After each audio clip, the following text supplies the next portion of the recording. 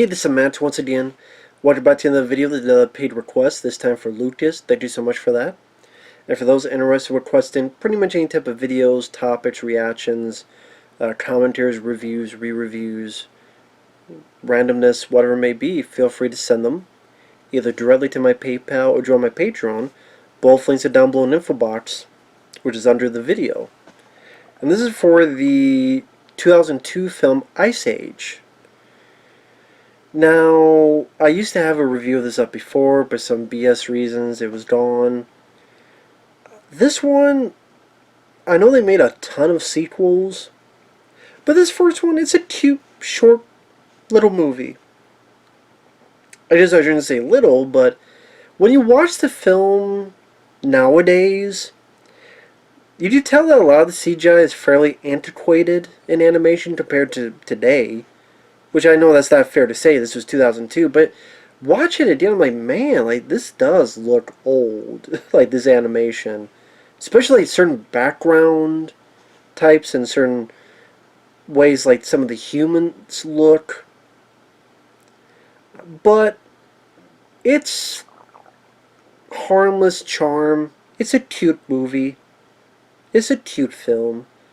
I think it helps that, number one, it's pretty short. I mean, if you take out the end credits, it's like an hour and 15 minutes. And it goes by pretty quick. Hour and 15 minutes, one and in and out. I think the voice cast helps quite a bit as well, especially the main three. Ray Romano as the mammoth, Denis Leary as the saber-toothed tiger, and John Leguizamo as the Sid the sloth, who has a bit of a lisp. They worked fairly well. John Leguizamo was silly, but I did not find him annoying. Denis Leary and Ray Romano, I always liked, but sad he didn't get to do a whole lot of movies. Because there was Welcome to the Moose part, which I think was the last film Gene Hackman was in. That, I mean, it's not the best, it's not the worst film. He was also in a few other stuff. This one called Grilled with Kevin James. Not a film I cared for. But he didn't get to do a whole lot of movies where he was the star. Or in this case, the voice actor. But he does have a nice charm to him. You also have the little creature thing, Scrat. Almost said scat. That'd be a different thing. Scrat, who loves his acorn. Which I know that became a running gag of its own through all the movies. That it seems like he affected the whole of world history with his actions just for this damn acorn. Pretty much the story, scat, my God. I just said don't say scat. I just got it in my fucking head. I just said scat again. Scrat inadvertently causes the Ice Age. There's a migration, but Ray Romano's character, the mammoth, is going the other way. On the way, he meets Sid the Sloth, voiced by John Leguizamo. And he's a guy that no one really likes. That's why his family deserted him. But he talks a lot. And like I say, he's goofy, he's silly, but I didn't find him annoying like other people did. Meanwhile, the saber-toothed tigers, which Denis Leary is one of them, his character's name is Diego. They hate the humans. They want this baby. One thing leads to another. There's an attack. The mom escapes with the baby. She jumps to the water. When she comes up, she finds Ray Romano and John Leguizamo's characters, gives the baby to them, and now it's a journey of these two taking the baby back to the human herd. Denis Leary gets there. He's like, hey, that baby's mine. Then he joins them in order to find a way to either get the baby when they're not looking or lead them into a trap. And then pretty much a good chunk of it is their journey, and I think it helps, like I said, the three main actors worked well together voice-wise. There's other recognizable people in the voice cast, like Cedric the Entertainer does a voice, Jack Black does a voice, Diedrich Bader, who was in Napoleon Dynamite. He was in, I think, Office Space. Been a few others. He was on the Drew Carey Show. He's a talented guy. And I don't know, it just, the baby's cute enough that it's almost like a 3 minute a baby type of thing where, it's, I don't know how else to put it. It just came off as cute. Like I said, it's a cute movie that's harmless. And I think that's it at the end of the day. It's harmless to watch with your kids, or even to watch as an adult. It's not cringe-inducing. It's not jokes or that too kiddified. In fact, I think originally there were other humor that tried to be a bit more blue, but they had to cut it out a bit. I mean, there's a bit where there's these two female sloths that Sid is trying with this baby to deal with these two girls.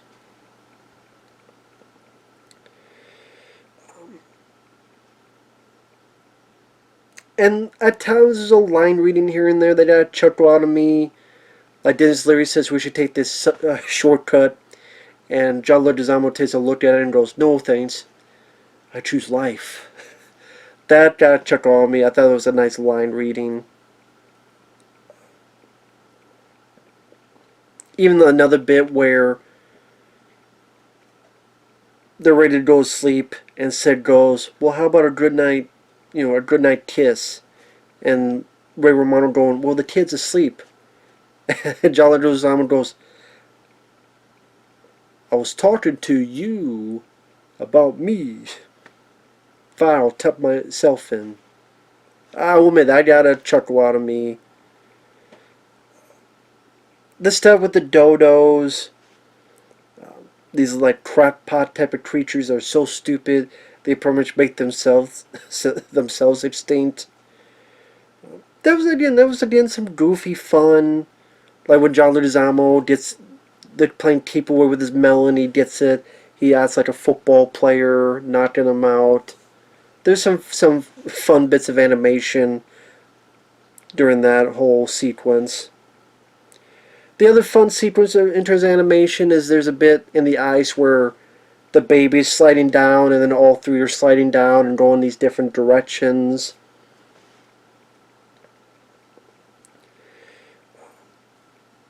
One bit that did make me chuckle as well is when Sid and the baby are behind our other characters. And they start poking each other. And they both start doing like this little play fighting thing. Well, again, the way that was animated and the way that was timed, I thought was rather, they said, harmless and funny, not going for the obvious fart jokes, piss jokes. There's a quick bit where Sid steps on poo and is wiping off his feet, but I could deal with it. Plus, it led to an actual event happening where he pisses off these two, I guess you call them rhinos. One is voiced by Cedric the Entertainer, and that's a little thing that happens where they want to kill Sid. They pop up once or twice later in the film. And also, I thought there's a little bit of heart to it as well. Enough to make it not too superficial. I like the bit, spoilers for who haven't seen Ice Age 1, where they see these cave drawings, and there's a cave drawing that reminds Ray Romano's character, Manny, of the wife and child he had. And yes, it's wife and child. I remember some person got mad and going, "No, it's not, it's his parents." No, it's fucking not. I guess the person thought that they thought the kid was Ray Romano, and the two that died were his parents. I don't know, maybe I did. Maybe I fucked that up last time. Now that I think about it, I know it's pretty late. Maybe I was the idiot that thought that. If so, I fucked up. I should have meant to say, no, it's meant to be Ray Romano's wife and kid. But But I swear I said that last time, and then someone was arguing me with, no, no, no, it's his parents, dickhead. I'm like, no, it's not. It's not. Ah. Someone bit my tongue. Jesus. See, I told you I was stupid. Bit my whole damn tongue. Which actually fits because Sid the Sloth kind of did the same thing. Where he got his tongue stuck in the eyes and he started talking like this. Talking to the lisp just like Sid.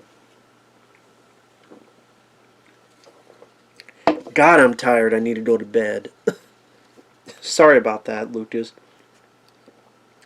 But, as I was saying, before all that, I thought that was pretty nice emotional moment. Not too overbearing, not too overdramatic. Nice piece of how they animate the cave drawings. Made it seem a bit more different, unique. And was able to tell the story without having to hammer it home with exposition dialogue. Like, we could see it. We could see it's the bigger mammoth, the female, the baby, rocks on top, the expression on the mammoth's face. Even it's like the baby mammoth, and then you see the human baby, and like him just looking from one to the other. Like, this is him protecting the child. That he could not protect his own child, but he will protect this child. Again, all that done visually. Show, don't tell. Show me. Don't explain it dialogue after dialogue. You show it. It's a visual medium. Worked out very well. Nice, sweet, well, sweet's the wrong word, but nice, heartfelt moment that makes you feel for the characters, understand his thinking, understand his ploy of why he's going to be adamant to get this baby back to where it belongs. I thought that was definitely one of the best scenes in the movie. The music fit the film well, including this song, I forget what it's called. But, like the guy was singing like that, Oom away. I forget what it's called. I apologize for my shitty singing. But it's, they say, fit the film well. It wasn't like out of the blue. There was some random rap song. Or some random song like, what random song could they put in there? I like big butts and I don't know why. You other mothers can't deny. Or whatever the hell song just randomly put in there. So at least they don't do that. Maybe they did that in the other ones, but not in this one. And this kind of worked out well for the movie because it was a big box office hit. You know, the finale, before I do that, the finale of the film, they did to where they need to go.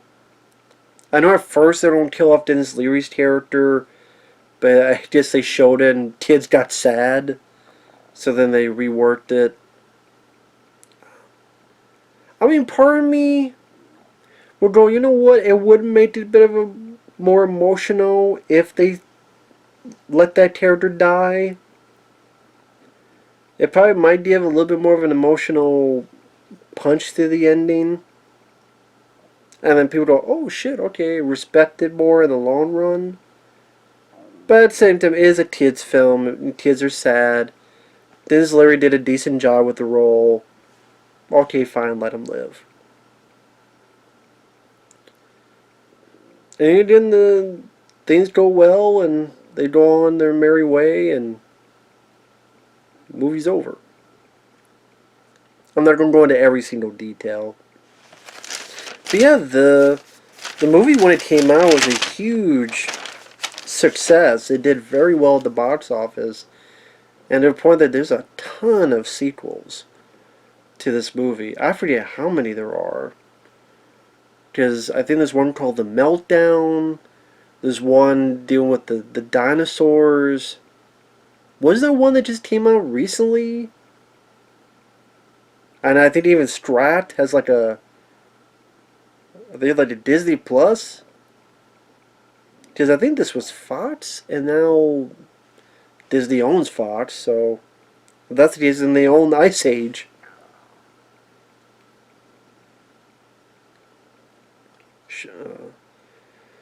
But I mean, it definitely worked out for them, and Ray Romano, Denis Leary, and them were able to get paychecks, each of those times. So it was definitely nice financial investment, so to speak.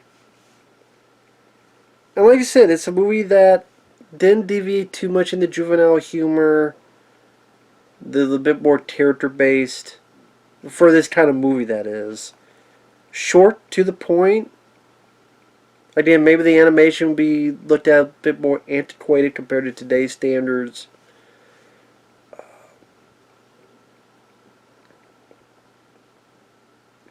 Like I said, some nice little emotional moments, some nice little funny moments. Story had enough heart to make me care. Had enough chuckles to keep me interested. And enough likability and charm to go, you know what? Ice Age Part 1, like I said, it's a cute movie. Cute film. Like I said, definitely worthwhile if you're a parent. And again, even as an adult watching it doesn't make you want to groan or piss in the wind or be like, for fuck's sake. I've seen some animated films that wanted me to do that. What was that film I ranted on? Raya, the Last Dragon, which had that stupid Aquafina character. It's okay to trust everybody. In fact, if you don't trust everybody, you're in the wrong. Oh, I got shot and killed. Well, you still need to trust everybody. It's your fault. I didn't trust you because, lo and behold, you killed this dragon. Yeah, but that was your fault too. Because you should have trusted me, even though I had a gun and a crossbow on you, even though I fucked you over the past. I'm going off tangent. Ray and the Last Dragon, fuck that movie. You want to know why? Feel free to watch my review.